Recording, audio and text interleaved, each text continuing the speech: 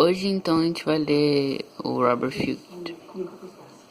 We have learned that Christian education is biblically mandated by at least 9 different lines of evidence. First, the epistemological necessity of the Bible, the ethical necessity of the Bible and Christian character, biblical antithesis, the unity and comprehensiveness of the Christian world and life view. Fifth, the comprehensiveness of Lordship of Christ. Sixth, covenant faithfulness. Seventh, the extent of creation mandate and existence of the Great Commission. Eighth, the biblical education regarding protecting one's faith and morals. And ninth, the biblical jurisdiction assigned to the family.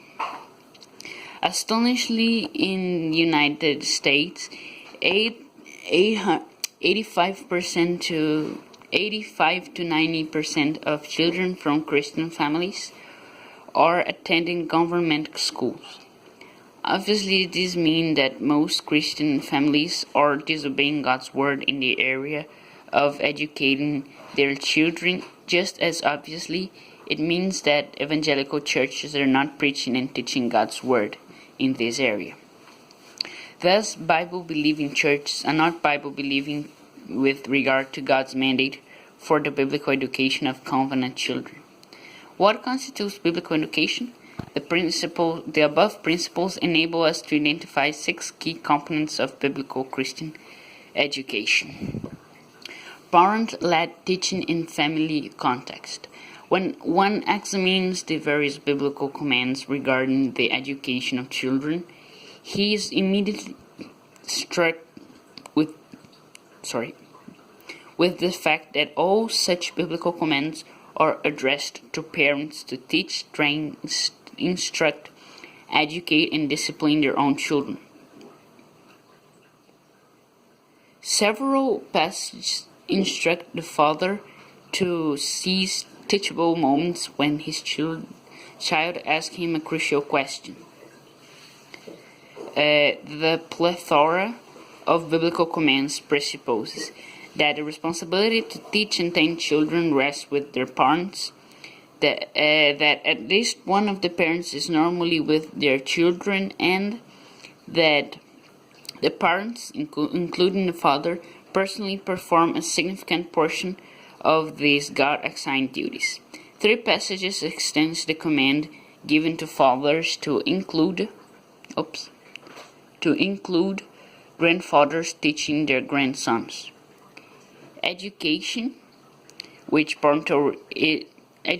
in which parental responsibility, parental presence, and parental involvement are not central is not biblical Christian education. In addition to being parent-led, biblical education normally occurs in the context of one's family. The training of children should take place in real life family situations and settings, such as worship, work, play, travel, buying and selling, decision-making, etc. In contrast to artificial, age-segregated, peer-dominated school system.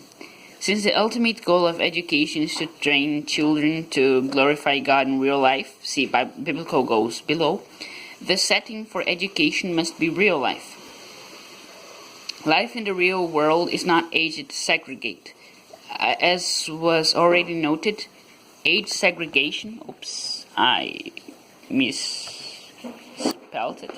Age segregation promotes destructive peer dependency, herd mentality, self-centeredness, prolonged immaturity, and an inability to relate to people of different ages, generation gap. Since biblical education occurs in the context of the family, each person is not treated as a member, as isolated individual. Rather, each person is seen relationally as a member of a covenant.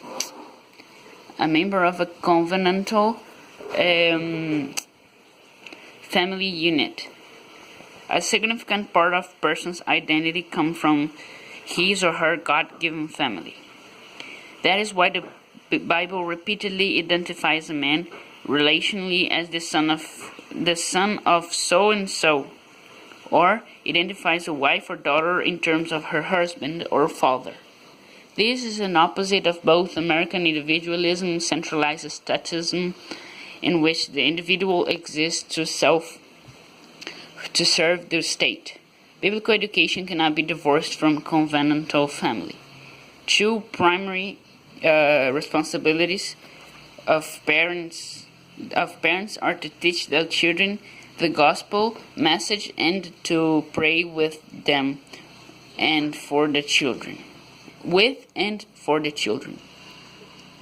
Asking God to regenerate them at a young age. The Bible teaches that our children are conceived and born in sin, and that foolishness or folly is bound up in their hearts. The only remedy is regeneration, and only God can create new life. Então, em português agora. O sumário. Nós temos aprendido que a educação cristã é mandada biblicamente por, no mínimo, 9 linhas de evidência diferentes. Primeira, a necessidade epistemológica da Bíblia, a necessidade ética da Bíblia e caráter cristão, a antítese bíblica, a unidade e compreensividade da cosmovisão e da visão da vida, a compreensividade do senhorio de Cristo, a fé, o pacto de fé, faithfulness, fidelidade à aliança, a propagação do mandado da criação e a propagação da grande comissão, as ordens bíblicas com respeito a proteger a fé de alguém ou moral, a sua própria fé e moral, e a jurisdição bíblica assinalada para a família, ou seja, que é dessa família, assigned to the family.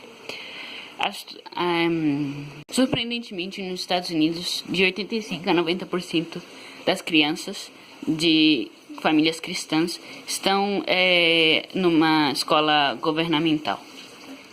Obviamente, isso significa que as famílias cristãs estão desobedecendo a palavra de Deus na área da educação de suas crianças. Tão óbvio quanto isso, significa que a igreja evangélica não está pregando e ensinando a palavra de Deus nessa área. Portanto, essa igreja que acredita na Bíblia não é uma igreja que acredita na Bíblia com respeito ao mandado de Deus para a educação bíblica das crianças da aliança. E que constitui uma educação bíblica? Os princípios acima nos ajudam a identificar 6 componentes chave para a educação bíblica e cristã. A bíblica e cristã. Quando alguém examina as várias regras bíblicas com respeito à educação das crianças, ele imediatamente será atingido com o fato de que tais mandamentos são dirigidos aos pais para ensinar, treinar, instruir, educar e disciplinar suas próprias crianças. Muitas passagens instruem que o pai pegue momentos ensináveis quando o seu filho lhe pergunte, lhe faça questões cruciais. Esta pletora é uma hemorragia, esse monte de regras bíblicas pressupõe que a responsabilidade de ensinar e treinar crianças está sobre seus pais, que ao menos um dos pais normalmente está com as suas crianças, e que os pais, incluindo o pai,